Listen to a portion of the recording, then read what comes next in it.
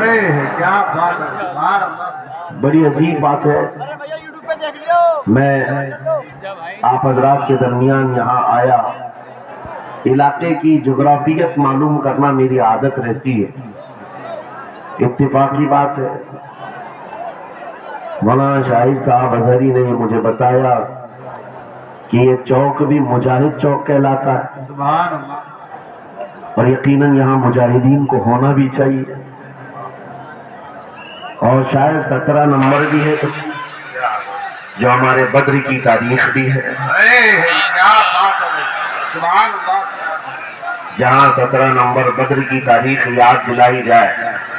اور نام بھی مجاہد ہو تو وہاں کے بندے کو بزدل ہونا زیب نہیں دیتا۔ کیا بات ہے، نعرہ تکبیر،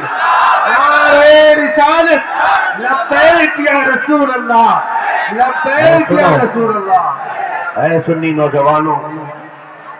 آپ کے اس جلسے پاک میں آنے سے قبل ڈاکٹر سمیع صاحب نے مجھے یہ حالات بھی سنائے اور بتا رہے تھے کہ یہاں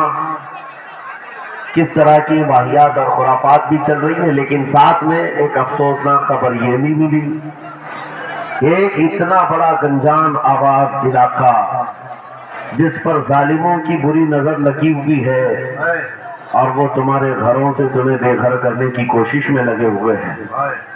ایک بات یاد رکھو، میں آج کے اس منبر سے انہیں پیغام دے کر کے جاتا ہوں، تم کیا تمہارے باپ داداؤں نے بھی اکھاڑنے کی کوششیں کی ہیں، اور صرف یہ ایک خطہ نہیں ہے، ایک خطہ نہیں ہے، ان کیڑوں کی تو کوئی حیثیت نہیں، ان کا باپ اسرائیل مل کر غزہ کو کچھ نہیں کر سکا۔ قتل کرنے کا مطلب فنا کرنا نہیں ہوتا، اسرائیل جیسی ظالم طاقت جس کے پاس سپر پاور طاقتیں پیٹریوٹ میزائل بھی ہیں، دادا امریکہ ساتھ میں کھڑا ہوا ہے، یورپی یونین ساتھ میں کھڑی ہے، اور نہتے کنکریاں لے کر کھڑے ہونے والے بچوں کا مقابلہ کر رہے ہیں، اور ایک دو نہیں 10,000 سے زیادہ قتل بھی کر ڈالے، بچوں کو مار بھی دیا، لیکن پیٹ نہیں بھرا، ڈر ختم ہی نہیں ہوا، وہ ڈر ابھی بھی ختم نہیں ہوا،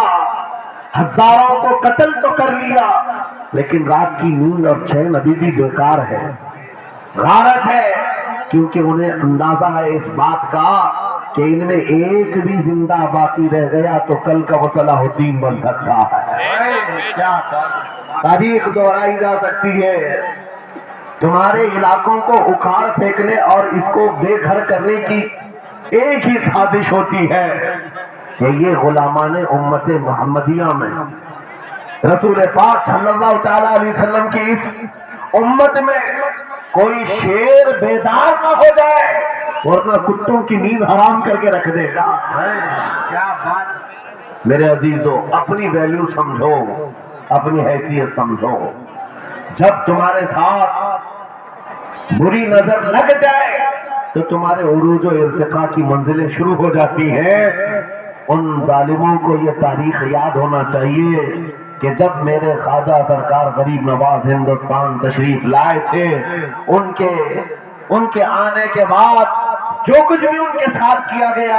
ان کے باپ داداؤں نے تاریخ بتائی ہوگی، غریب نواز کو نکالنے کے لیے، ان کی جھوپڑی اجاڑنے کے لیے، ان کے خیمے کو